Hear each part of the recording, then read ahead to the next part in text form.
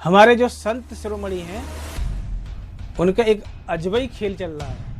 जब जब किसी ब्राह्मण कहे या फिर मठाधीश कहे या किसी बड़े शंकराचार्य कहे को ये लगा कि भाई अब हमारे मान सम्मान पर चोट आ रही है किसी राज्य के द्वारा, फिर वो एक मिनट भी नहीं हिचकेगा उस राज सत्ता को परिवर्तित करने में जो वर्तमान समय में चाहे बेशक वो प्रजा के लिए अच्छा काम कर रही हो। तो कानून का उल्लंघन मतलब सरकार का उल्लंघन, सरकार का उल्लंघन मतलब राजा का उल्लंघन। तो तुम राजा के काम में दखल अंदाजी कर रहे हो तो फिर राजा तुम्हें सहन करेगा?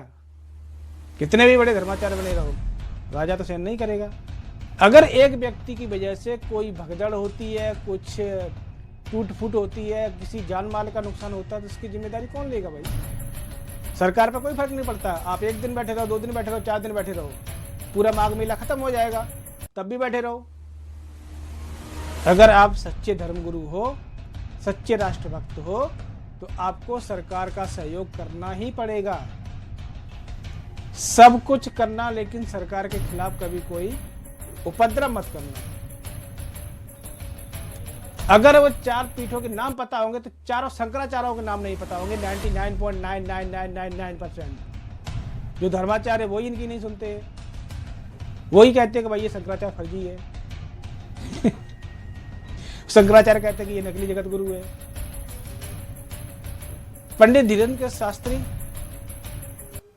कैसे भी हो बाई नेचर, लेकिन वो जो काम कर रहे हैं ना, चाहे वो सनातन धर्म की एकता की बात कर रहे हो, हिंदुओं की एकता की बात कर रहे हो, या फिर कन्याओं की शादी करवाते हो, या हॉस्पिटल बनवा रहे हो, ये सब चीज़ें बाकी के लोगों के दिमाग में क्यों नहीं आती है भाई? अगर आप ये सोच रहे हो योगी आदित्यनाथ आके आपसे माफ़ी मांगे बड़े बड़े माफिया को तो मिट्टी में मिला दिया, ठीक है, आप तो फिर समझ जाओ। नमस्कार मित्रों, कैसे हो? उम्मीद करता हूँ कुशल मंगल से होगे। जय श्री राम। धर्म समाज का आईना होता है। धर्म गुरु वो आईना दिखाने का काम करते हैं, लेकिन आजकल भारत में ऐसा देखने को नहीं मिल रहा है। हमारे जो संत शिरोमणि हैं उनका एक अजबई खेल चल रहा है। भाई एक समय था जब राजतंत्र था, तब धर्म गुरुओं को वो मान सम्मान इज्जत शोहरत मिलती थी। उस समय राजा को धर्माचार्यों को अपने साथ रखना होता था, ठीक है, तो वो उनकी राजाओं की मजबूरी थी, क्योंकि अगर वो धर्माचार्यों को अपने साथ लेकर नहीं चलेंगे तो फिर धर्माचार्य दिमाग से बहुत शातिर होते हैं, प्रजा को भड़का देंगे, आपका नया कॉम्पिटिटर खड़ा कर देंगे, ठीक है। सत्ताओं का परिवर्तन यहीं से होता है, या कहे राजाओं की गद्दी का परिवर्तन यहीं से हुआ है। जब जब किसी ब्राह्मण कहे या फिर मठाधीश कहे या किसी बड़े शंकराचार्य कहे को ये लगा कि भाई अब हमारे मान सम्मान पर चोट आ रही है किसी राज्य के द्वारा, फिर वो एक मिनट भी नहीं हिचकेगा उस राज सत्ता को परिवर्तित करने में जो वर्तमान समय में चाहे बेशक वो प्रजा के लिए अच्छा काम कर रही हो। वो पूरा षड्यंत्र खड़यंत्र करेगा, किसी भी तरह से उस राजा को हमें हटाना है, और वो खड़यंत्र करके षड्यंत्र करके वो हटा भी देते थे। लेकिन भैया अब लोकतंत्र है, ठीक है, यहाँ राजा का बेटा राजा नहीं बनता है, यहाँ जनता राजा को चुनती है, बाकायदा चुनाव होता है, एक प्रक्रिया है। उस चुनाव प्रक्रिया में जो बहुमत से जीतता है, या कहें जिसके पास बहुमत होता है या जो बहुमत सिद्ध करता है, वही राजा बनता है, या कहें हेड ऑफ द स्टेट और हेड ऑफ द कंट्री बनता है। प्रयागराज माघ मेला में जो आजकल चल रहा है बड़ा ही निंदनीय है, ऐसा नहीं होना चाहिए था। धर्मगुरु एक हट करके बैठ जाए कि नहीं, हम जाएंगे तो इसी रास्ते से जाएंगे, और जाएंगे तो अपनी पालकी के साथ ही जाएंगे। इस बात को तुम अपने ईगो पे ले लो, अपने मान सम्मान पे ले लो, तो ये बात कहीं ना कहीं आपकी गलत है। शासन प्रशासन का काम क्या होता है कि अगर कहीं कोई भीड़ भाड़ हो रही है या कोई पब्लिक गैदरिंग हो रही है तो उसको मेंटेन करना, उसको काबू रखना, विकल्प बनाना कि अगर कोई आपातकालीन परिस्थिति आती है तो हमें पब्लिक को यहाँ से नहीं यहाँ से निकालना होगा। वो एक रूट सुरक्षित होता है। कोई व्यक्ति अगर आके उस रूट को ही बाधित करने लगे तो फिर तो आप कानून का उल्लंघन कर रहे हो। तो कानून का उल्लंघन मतलब सरकार का उल्लंघन, और सरकार का उल्लंघन मतलब राजा का उल्लंघन। तो तुम राजा के काम में दखल अंदाजी कर रहे हो तो फिर राजा तुम्हें सहन करेगा? कितने भी बड़े धर्माचार्य बने रहो, राजा तो सहन नहीं करेगा। हाँ, अगर राजा को आपसे कोई लालच है तो बेशक भी आपका समर्थन कर दे। ठीक है। स्वामी अभिमुक्तेश्वरानंद सरस्वती जी, शंकराचार्य, कुछ लोग कहते हैं कि शंकराचार्य है, कुछ लोग कहते हैं शंकराचार्य नहीं है। इन साधुओं में भी आपस में द्वंद्व फंसा पड़ा है। आपको राजहट या बालहट नहीं करनी चाहिए। सरकार ने जो एक तय रूट बनाया है, एक तय नियम गाइडलाइन बनाई है, वो एक व्यक्ति के लिए नहीं बनाई है या फिर सबके लिए बनाई है, किसी खास व्यक्ति के लिए उसमें छूटो ऐसा नहीं है। अगर एक व्यक्ति की वजह से कोई भगदड़ होती है, कुछ टूट फूट होती है, किसी जान माल का नुकसान होता है तो इसकी जिम्मेदारी कौन लेगा भाई? आप तो अपनी जिद पे अड़े हो कि भाई हमें यहीं से जाना है, ये करना है। अब आप वो तो कर नहीं पाए ना, आप मोहनिया बाबा से आप स्नान कर पाए, आप अपनी जिद में बैठ गए भाई धुमनी रमा के। सरकार तो नहीं झुकने वाली। ठीक है, सरकार पर कोई फर्क नहीं पड़ता। आप एक दिन बैठे रहो, 2 दिन बैठे रहो, 4 दिन बैठे रहो, पूरा माघ मेला खत्म हो जाएगा तब भी बैठे रहो। कुछ पॉलिटिकल पार्टियां हैं जो अपोजिशन में है, वो आपके समर्थन में आएंगी, ये तो लाजमी है। अगर अखिलेश यादव की सरकार होती तो बीजेपी वाले आपके समर्थन में आते। अब बीजेपी सरकार है तो अखिलेश यादव जी आपके समर्थन में आ रहे हैं। ये तो कोई नई बात नहीं है। नेताओं को तो भाई अपने सत्ताधारी पार्टी होती है ना, उसके खिलाफ कोई ना कोई एजेंडा चलाना होता है, वो चला रहे। ये बात तुम्हें सोचनी चाहिए थी ना। इतनी बड़ी पीठ के आप स्वघोषित शंकराचार्य हैं तो कुछ तो उस पीठ की मर्यादा, मान सम्मान होगा ना। अब वो तार तार हो रखा है। आप कह रहे हैं हमारा अपमान हुआ है, तो भाई ऐसे काम ही मत करो जो अपमान की नौबत आ जाए। अगर प्रशासन आपको रोक रहा है तो रुक जाना चाहिए। अगर आप सच्चे धर्मगुरु हो, सच्चे राष्ट्रभक्त हो, तो आपको सरकार का सहयोग करना ही पड़ेगा। कितने बड़े आप संत बने रहो, बेशक आप सर्वोच्च पद पर बैठे हुए हो हिंदू धर्म के, अगर आप ऐसा करने में असफल होते हो तो फिर आपकी भी साख गिरती है, आपकी पीठ की भी साख गिरती है, और संत समाज पे तो वैसे भी लोग उंगली उठाते रहते हैं। ठीक है, नेताओं के दबाव में आकर या किसी लालच बस अगर आप ऐसा कर रहे हो तो ये तो गलत है और इसका परिणाम आपको भुगतना पड़ेगा। ये तो इस देश का विधान ही रहा है कि आप गलत एक हद तक कर सकते हो, 2 हद तक कर सकते हो, उसके बाद लिमिट टूट जाती है, कहीं ना कहीं आप फंसोगे, फिर सरकार का हंटर चलेगा। फिर मत कहना कि भैया सरकार साधुओं के खिलाफ ये काम कर रही है, जेल में डाल रही है, अत्याचार कर रही है। सब कुछ करना लेकिन सरकार के खिलाफ कभी कोई उपद्रव मत करना, ये इस देश की खासियत रही है। जब तक सरकार है तब तक आपको सरकार को सपोर्ट करना होगा। सरकार नहीं है तो फिर आप अपने हिसाब से काम करो।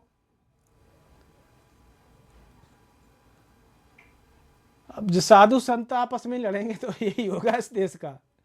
धर्म से लोगों का विश्वास क्यों उठता जा रहा है, हैं? इन्हीं कारणों की वजह से आप लोगों को ज्ञान देते हो, शिक्षा देते हो, हैं, कि द्वेष की भावना मत रखो, आपस में बैर मत रखो, जीवों पर दया करो। सब कुछ आप लोगों को ज्ञान देते हो लेकिन खुद ही उसी ज्ञान का उल्लंघन कर रहे हो आप।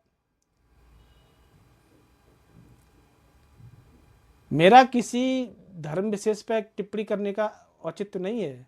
मेरा सिर्फ इतना मानना है कि हम सब सनातनी हैं, सनातन धर्म का हमें प्रचार प्रसार करना है। तो इसके लिए जितने भी लोग हैं, जिस जिस पद पर है, जिस जिस कंडीशन पे हैं, जिस जिस तरीके से सनातन को सहयोग कर सकते हैं करें।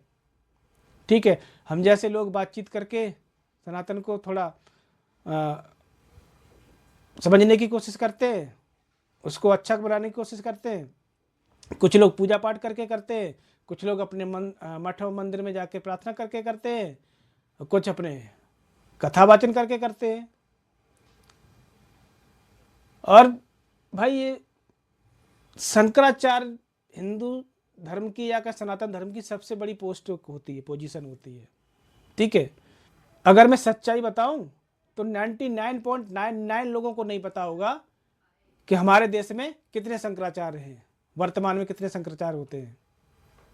ठीक है, अगर किसी को पता भी होगा उसमें से कि भाई हमारे 4 शंकराचार्य हैं, तो उन 4 पीठों के नाम नहीं पता होंगे 99.999 लोगों को।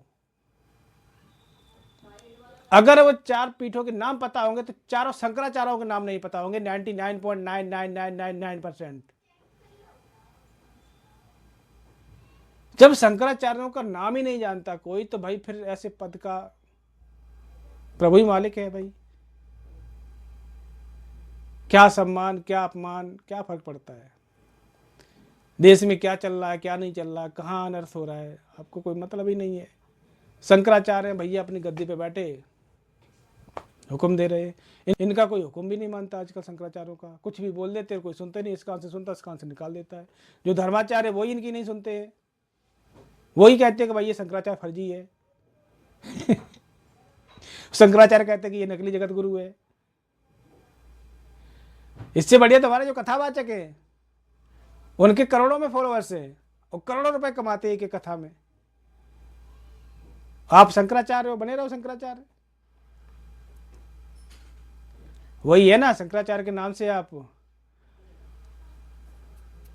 सारा खेल पैसे का है। पैसा, प्रॉपर्टी, जमीन, बस छाती पर धर के ले जाएंगे। चाहे साधु हो, चाहे संत हो, चाहे शंकराचार्य हो, चाहे मुख्यमंत्री हो, चाहे प्रधानमंत्री हो, चाहे सांसद हो, चाहे विधायक हो, चाहे एमपी हो, चाहे एमएलए हो, सबको पैसा भरना है अपने पेट में। भर भर के साला पेट यहीं फट जाता है, यहीं मर जाते हो, छोड़ के चले जाते हो। अरे इतने महान पद पर बैठे हो, कुछ महान काम करो। है? एक छोटा सा मठाधीश है, पंडित धीरेन्द्र शास्त्री। वो व्यक्ति 32-33 साल की उम्र में इतने बड़े बड़े काम कर रहा है। आप लोग शंकराचार्य होके कौन सा पुण्य काम कर रहे हो?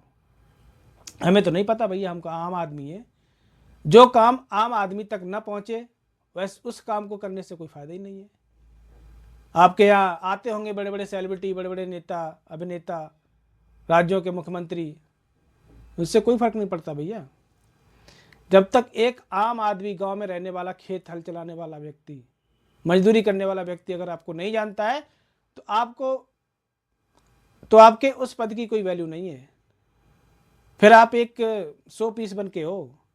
व्यक्ति महान तभी बनता है जब एक आम आदमी उसको पहचानता है, उसको फॉलो करता है, उसको सम्मान देता है। पंडित धीरेन्द्र शास्त्री कैसे भी हो बाई नेचर, लेकिन वो जो काम कर रहे हैं ना, चाहे वो सनातन धर्म की एकता की बात कर रहे हो, हिंदुओं की एकता की बात कर रहे हो, या फिर कन्याओं की शादी करवाते हो, या हॉस्पिटल बनवा रहे हो, ये सब चीज़ें बाकी के लोगों के दिमाग में क्यों नहीं आती है भाई? अनिरुद्धाचार्य महाराज जी हैं, वो जो भी अपने बयानों से विवादों में रहते होंगे, लेकिन वो काम कर रहे हैं ना। बुजुर्ग माताओं को मतलब उन्होंने आवास दे रखा है, या उनकी सेवा कर रहे हैं, अपने वृद्धाश्रम में रख रखा है। अखंड रसोई चलती है, लोग आते हैं, खाते जाते हैं। तो ये जो छोटे छोटे काम होते हैं वो लोगों को महान बनाते हैं। सत्ता के लिए, पद के लिए लड़ना झगड़ना, ये सब चीज़ें महान नहीं बनाती है। तो शंकराचार्य जी, आप शंकराचार्य हो या ना हो, हमें इससे कोई फर्क नहीं पड़ता है, लेकिन अपनी हट छोड़िए, एक सच्चे भारतीय की तरह सरकार का साथ दीजिए। इसी में आपका भला है, देश का भला है और राज्य का भला हो। अगर आप ये सोच रहे हो योगी आदित्यनाथ आके आपसे माफ़ी मांगे। बड़े बड़े माफिया को तो मिट्टी में मिला दिया। ठीक है, आप तो फिर समझ जाओ क्या होगा। आप तो वैसे ही विवादों में रह चुके हो, आपकी गद्दी पर सवाल उठ रहे हैं, कोर्ट में मामला चल रहा है। तो पंगा सबसे लेना, लेकिन योगी आदित्यनाथ से पंगा मत लेना। साम दाम दंड भेद चाणक्य के बाद दूसरी नीति उसके अंदर है, व्यक्ति के अंदर। सम्माननीय हमारे योगी जी, उनसे बड़ा, उनसे ज़्यादा सम्मान मैं किसी नेता का नहीं करता हूँ आज के समय में। जय श्री राम, नमस्कार।